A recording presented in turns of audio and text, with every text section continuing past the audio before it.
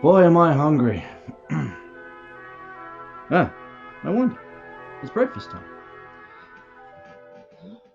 Go. Right.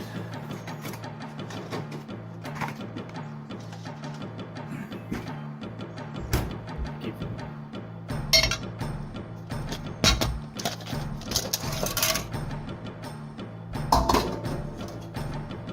Wonderboy? Released in 1987 on the Sega Master System by Sega. Wonder what it tastes like. Let's pop it in and find out.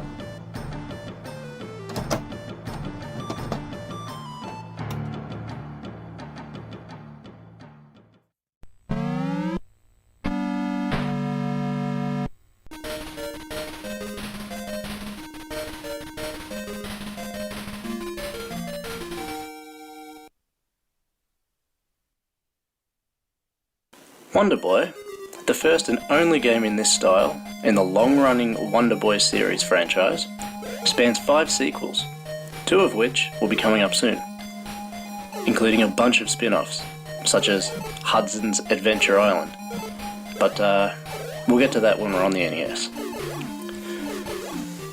You are a boy of wonder, Wonderboy, who one day while questing was attacked by an evil king who also happened to kidnap your girlfriend.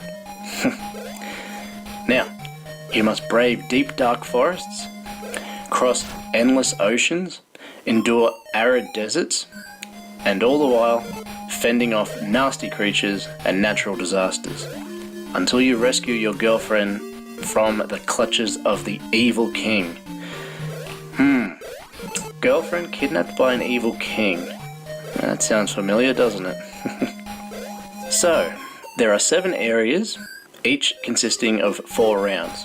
Your weapon of choice is a stone hatchet, which can be thrown at oncoming foes, a skateboard, which you can rush through the levels, and temporary protection by an angel, which allows you to destroy foes simply by running into them. Think of the Starman from Super Mario Bros. All of which can be acquired from breaking the many eggs found throughout the stages. Unfortunately, the eggs can also sometimes contain poisonous mushrooms, and that can lower your vitality. Now speaking of, you must be aware of the vitality meter at the top of the screen. It'll constantly run down at a steady pace, and can only be refilled by collecting food throughout the level. There's also 1 doll to collect in every level. Now that doubles your bonus points received at the end of the level. If you find all 28 dolls, then a bonus 8th area will be unlocked. At the end of every area, you will encounter a boss antagonist. Once defeated, their mask will fly off, and they will transform into items such as teacups, fruit, that kind of thing, before making their escape. So, to me, this game looks and feels like an arcade game. And that's a great thing, because that's where it originated from. As stated, there is a vitality bar at the top of the screen. This game has bright, well-defined sprites and backgrounds. It looks good, although it wouldn't have hurt to have a little bit of variations on the levels. Now on audio, there's essentially only really 1 music track for every level. Final stages and invincibility music aside, it's very repetitive. It's catchy, but it's very repetitive. The sounds themselves, they're arcadey and fun to listen to. So as you can see, this is a runner game. When trying to jump and dodge, you need to be precise as possible. Luckily, at least for me, the controls are tight and responsive, and that in turn makes this a very enjoyable speedrunning game. Now I'm not the best at it, but I can definitely find myself in a flow state with it after a while. I recall getting this one for a good price from Facebook Marketplace. Now I don't really recall playing this back in the day, but I absolutely recall playing Adventure Island, and I had, I think, number 2 on the NES as a kid. So it's funny when you look back and realize that the game I grew up with was essentially a clone, and this is the original. Now, there was also a compilation released a few years back for most modern platforms that was called the Wonderboy Collection. That includes the arcade version of this title and a few others, but there's also another collection called the Anniversary Collection, and that has this exact port and about 20 others. Master System, Genesis, arcade, you name it.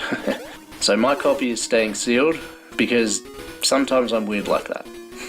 Right, on pricing, it's about 30 for a cart and roughly around 50 for boxed. Now, it's a popular game and it's probably likely only priced that high due to the franchise's legacy. Okay, so that was the first in the Wonderboy series, funnily enough known as Wonderboy. Well, there you have it.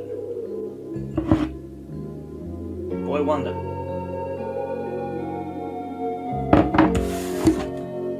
Wonderboy.